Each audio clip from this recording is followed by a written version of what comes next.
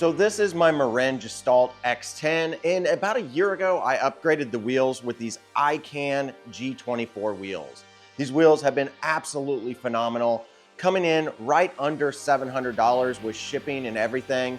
Full carbon, 40 millimeter depth, 24 millimeter wide internal width, and coming in under 1,400 grams.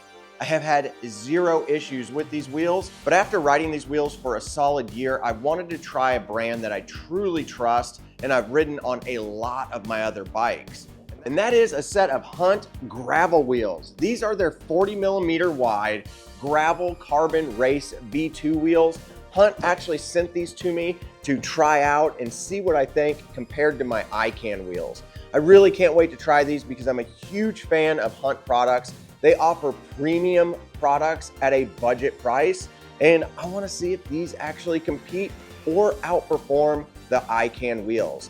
But let's go ahead, let's not waste any more time. Let's get these opened up and then take a look at them and see how they compare to my ICAN wheels. And before we start the tubeless process, I do want to address one thing. These ICAN wheels are super loud. If you like loud hubs, these wheels are going to be the ones for you. I'm kind of curious at how loud the Hunt wheels are going to be, but just listen to these ICAN wheels and then we'll compare it to the Hunt wheels.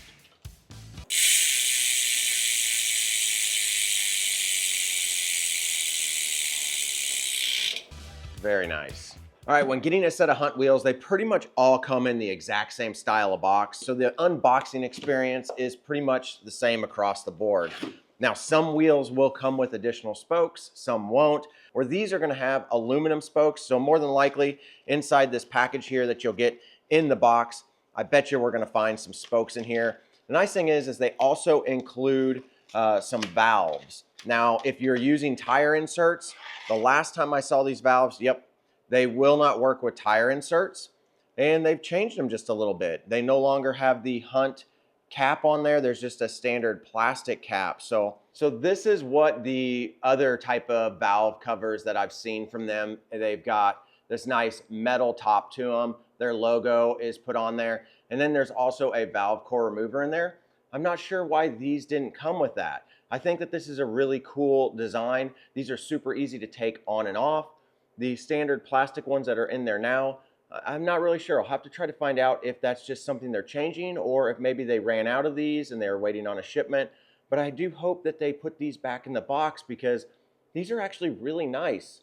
So if we take a look in here, set the spokes aside, you will see the actual rims. They have really nice tape on them. This should help make this tubeless setup really easily.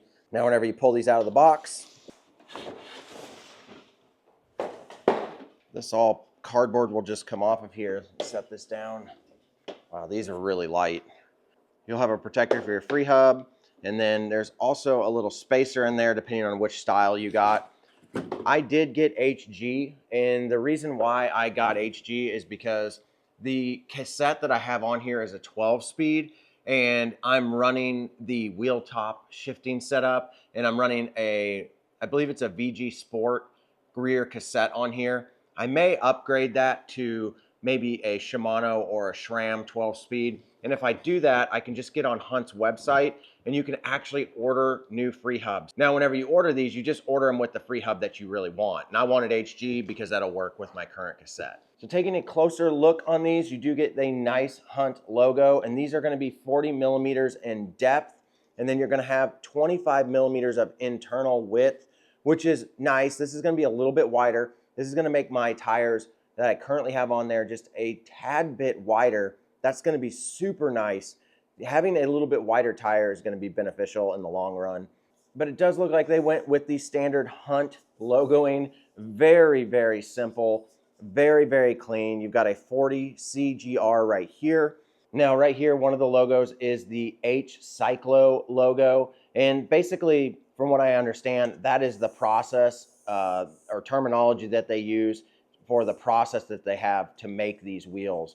And I don't know if you guys can see this on the camera or not, but you can see kind of the carbon weave right in here. Looks really, really cool. A very matte finish. These wheels look absolutely phenomenal. Let's listen to the hub real quick without the cassette on and without the tire on.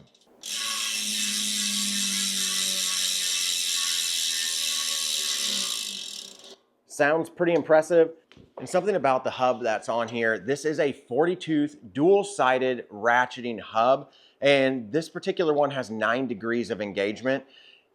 Dual-sided is going to be really nice. It's going to, for one, give you quicker engagement. It's going to be a little bit stronger, made for high volumes of torque, and honestly, just sounds so good. And I can't wait to try these things out. I have always really liked the Hunt hubs that they've put on all of their wheels, from the trail wide all the way up to the proven wheels. They always seem to be pretty high quality. I haven't had any issues with them.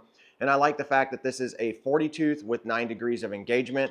And it even states all of that inside the hub right here, so you can see that and really know what you're getting. Now on the other side over here, you are going to get your disc brake attachment. I went with the center lock because that's what I'm running on my current wheel set, and I should just be able to pop them right on there and get going. And then the front wheel is basically the same as the back wheel. The only difference is of course the front hub is designed for the front of your bike. If you guys get your wheels and you notice that there's this like warning label on it, it will remove. It did leave just a tiny bit of residue that I should be able to easily get off.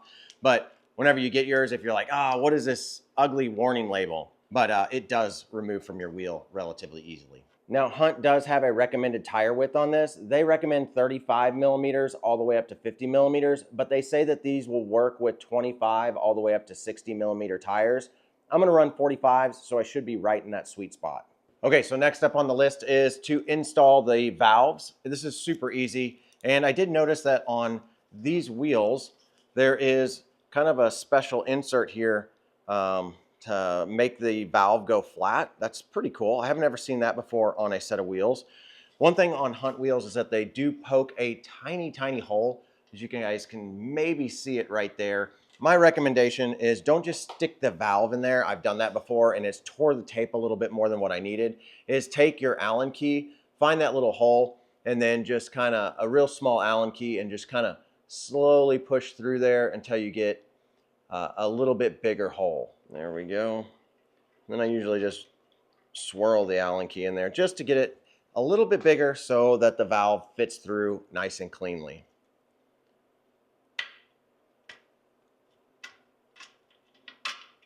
Just like that.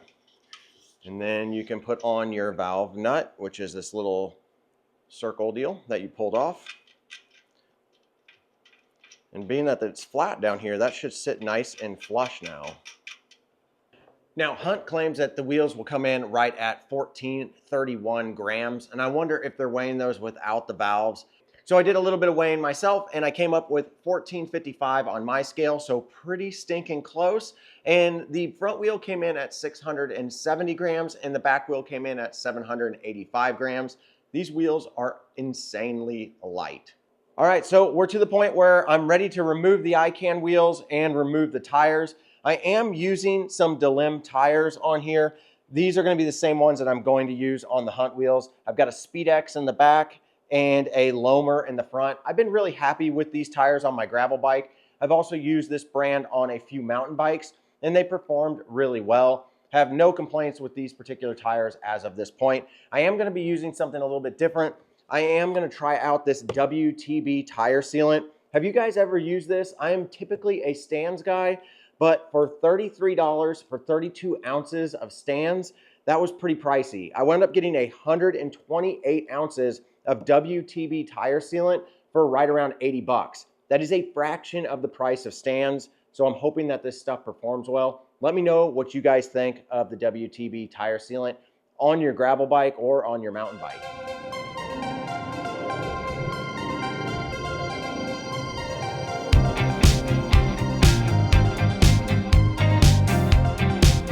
By the way, if you guys haven't ever used one of these Cushcore tire levers, so well worth it. You can get so much leverage.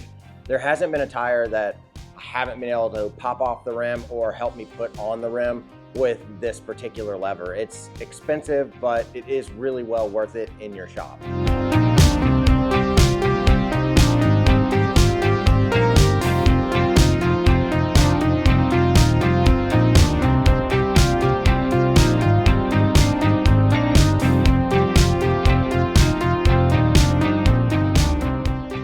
That's that's seated up really, really well. There's about 1.5, maybe 2 ounces of sealant in here.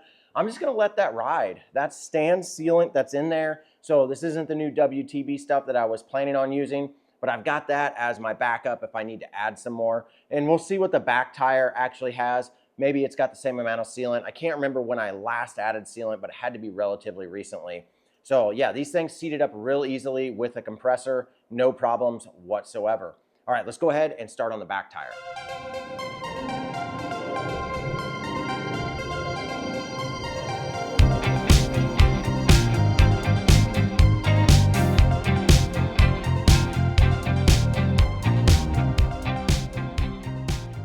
Okay, so now we're ready to add the cassette, the disc brakes, and then we can mount it up to the bike and get out on our very first ride on the Hunt 40 gravel wheels.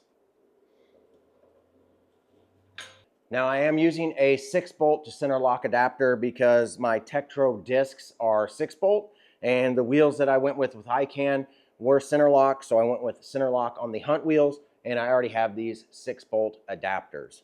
So they just pop on real easy, and then you just pop your disc on there and they go in the little notches where the 6 bolts would go, and then you just simply tighten down the locking nut for the center lock setup. Pretty easy conversion, so I never really worry about what type of wheels I'm getting. I almost always just try to go with center lock because that seems to be a real common standard in the biking world.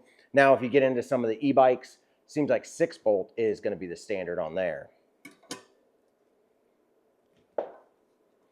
And they recommend, I believe, 40 Newton meters, but honestly with discs, I've just used this tool here, tighten them down until I can't push anymore, and that's good enough. All right, on the back wheel, let's start with the disc. Now let's mount this up the same way we did to the front wheel, but on the back wheel. And now we're ready for the cassette.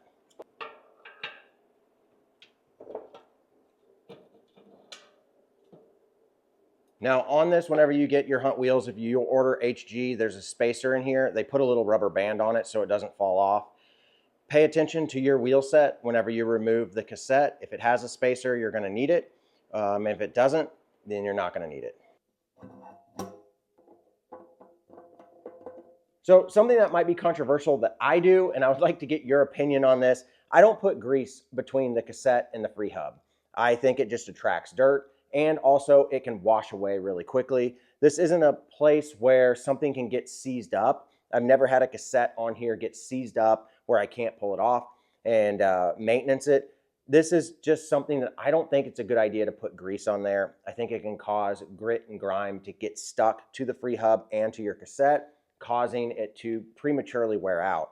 So my personal opinion, I don't put grease there. It might not be right, but it's worked for me really well. And anytime I've gone to maintenance a cassette and a free hub, I haven't had any issues with getting the cassette off, and I haven't seen any abnormal wear and tear. And honestly, I think a lot of people do it on videos just because they're not sure why they do it, or because it looks neat to use grease on everything.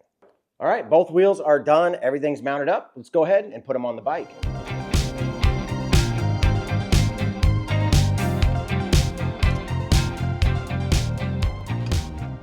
Absolutely beautiful. Look at these.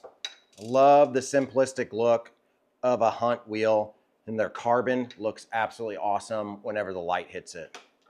See what this hub sounds like on the bike.